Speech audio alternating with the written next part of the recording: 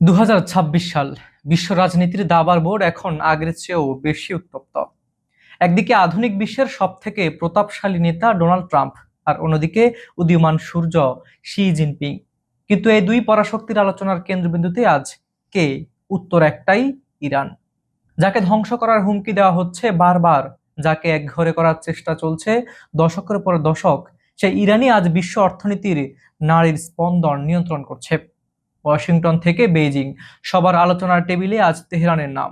কেন আমেরিকার মতো পরাশক্তিকেও আজ চীনের কাছে ইরানের জন্য সুপারিশ করতে হচ্ছে? তবে কি তেহরান এমন কোনো শক্তি অর্জন করেছে যা পেন্টাগনকেও ভাবিয়ে তুলেছে? বেইজিং এর রাজকীয় মহলে যখন ট্রাম্প ও শি জিনপিং মুখোমুখি বসলেন, তখন বাইরের দুনিয়া জানতো এটা কেবল বাণিজ্যিক বৈঠক, কিন্তু পর্দার আড়ালে চলছিল এক ভিন্ন খেলা। ট্রাম্পের গলায় আজ আর সেই আগের মতো দম্ভ নেই, বরং আছে সহযোগিতার মিনতি। তিনি চীনের প্রেসিডেন্টকে অনুরোধ করেছেন, প্লিজ ইরানকে থামান, হরমুজ প্রণালী বন্ধ হলে বিশ্ব দেউলিয়া হয়ে যাবে। শি জিনপিং, যিনি বিশ্বের সবথেকে বড় জ্বালানি আমদানিকারক, তিনি খুব ভালো করেই জানেন ইরানের গুরুত্ব। চীন ইরানকে সামরিক সরঞ্জাম না দেওয়ার প্রতিশ্রুতি দিচ্ছে ঠিকই, কিন্তু বিনিময়ে ট্রাম্পের থেকে আদায় করে নিচ্ছে বিশাল বাণিজ্য সুবিধা। 200টি বোয়িং বিমান কেনা কিংবা সয়াবিন আমদানির আড়ালে আসলে ইরানকেই এক বিশাল নিরাপত্তা বলাই তৈরি করে দিচ্ছেন শি জিনপিং। কারণ ইরান টিকে থাকলেই চীনের জ্বালানি নিরাপত্তা নিশ্চিত থাকবে। ট্রাম্প কেন ভয় পাচ্ছেন? উত্তরটা লুকিয়ে আছে পৃথিবীর ম্যাপের এক চিলতে জলপথে। সেটি হচ্ছে হরমুজ প্রণালী। এটি কেবল একটি রুট নয়, এটি বিশ্বের অর্থনীতির ধমনী। ইরান যদি কেবল একদিনের জন্য এই পথটি আটকে দেয়, তবে পুরো ইউরোপ ও আমেরিকার চাকা থমকে যাবে। ট্রাম্প ফক্স নিউজকে দেওয়া সাক্ষাৎকারে বারবার বলেছেন, চীন যেন সেখানে টোল বা সামরিক নিয়ন্ত্রণ না বসাতে দেয়। কিন্তু বাস্তবতা হলো, হরমুজ প্রণালীর প্রতিটি ঢেউ এখন ইরানি রেভলিউশনারি গার্ডের রুটের আওয়াজ শোনে। আমেরিকা তার সর্বশক্তি দিয়েও যেখানে এই পথ সচল রাখার গ্যারান্টি দিতে পারছে না, সেখানে চীনের মধ্যস্থতা চাওয়া আসলে তেহরানের কাছে হোয়াইট হাউসের এক পরোক্ষ আত্মসমর্পণ। ট্রাম্প দাবি করেছেন ইরান নাকি তার ভূগর্ভস্থ আস্তানা থেকে মিসাইল সরিয়ে নিয়েছে। তিনি বলছেন, একদিনেই এগুলো ধ্বংস করা সম্ভব। কিন্তু সত্যি কি তাই, নাকি এটি তেহরানের এক সুনিপুণ ফাঁদ মাত্র? ইরানের পাহাড়ের শত শত ফুট নিচে এমন সব শহর গড়ে তোলা হয়েছে যেখানে আমেরিকার বাংকার বাস্টার বোমাও পৌঁছাতে ব্যর্থ। ট্রাম্পের দাবি যদি সত্যিও হয় যে ইরান মিসাইল বের করেছে, তবে সেটি ধ্বংস হওয়ার ভয় নয়, বরং যুদ্ধের চূড়ান্ত সংকেত দেওয়ার জন্য। ইরান তার শক্তি প্রদর্শন শুরু করেছে এমন এক সময়ে যখন বিশ্ব অর্থনীতি টালমাটাল।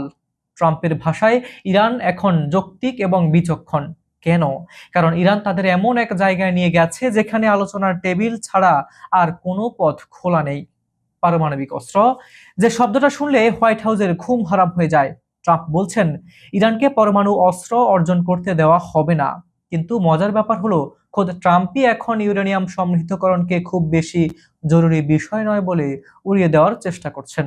কেন এই ভুল বদল? আসলে ট্রাম্প বুঝতে পেরেছেন, ইরানের পারমাণবিক সক্ষমতা এখন আর নিছক কোনো প্রজেক্ট নয়, এটি একটি বাস্তবতা।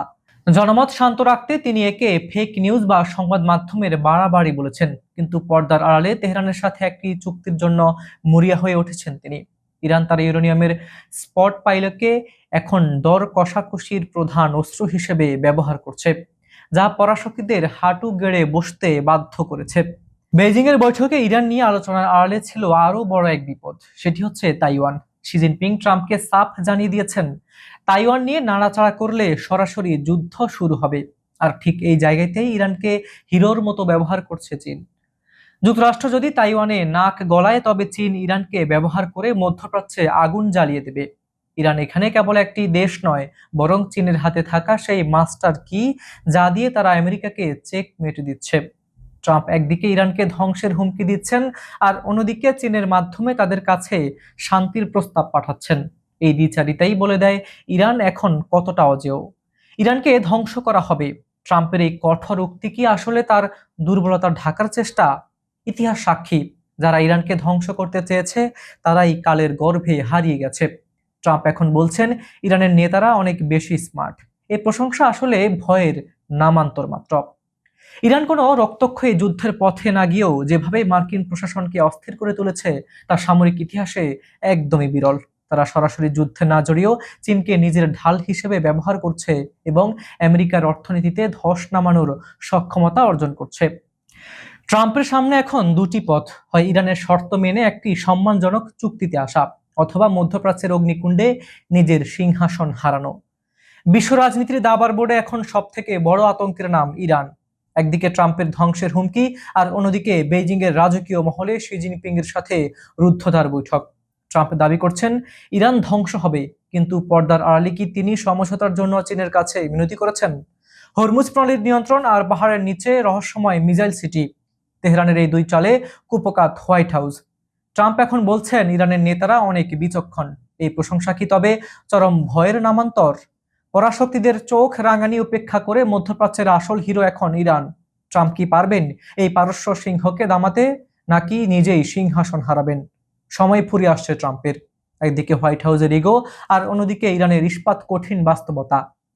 ইরান কি তবে ট্রাম্পের সাম্রাজ্যের পতনের কফিন বক্সে শেষ পেরেকটি ঠুকে দেবে?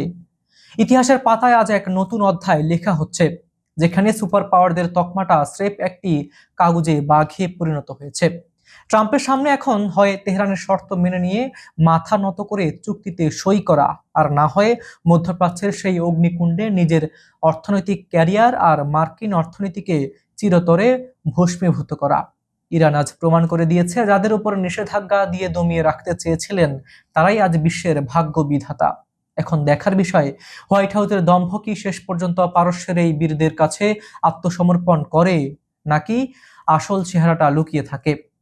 কিন্তু আসল রহস্যটা এখানে নয়। ইরান কি সত্যিই পারমাণবিক বোমার চাবিকাঠি নিজের পকেটে নিয়ে বসে আছে, নাকি ট্রাম্পকে ধোঁকা দিয়ে কোনো এক মহাপ্রলয়ের ছক কষছে? চীন আর রাশিয়ার এই ত্রিমুখী চাল কি পাল্টে দেবে 2026 সালের এর বিশ্ব মানচিত্র? জানতে হলে আমাদের সাথেই থাকুন। এই ভূরাজনৈতিক দাবার বোর্ডের প্রতিটি চাল সবার আগে পেতে এখনই আমাদের চ্যানেলটি সাবস্ক্রাইব করুন আর বেল আইকনটি চেপে দিন।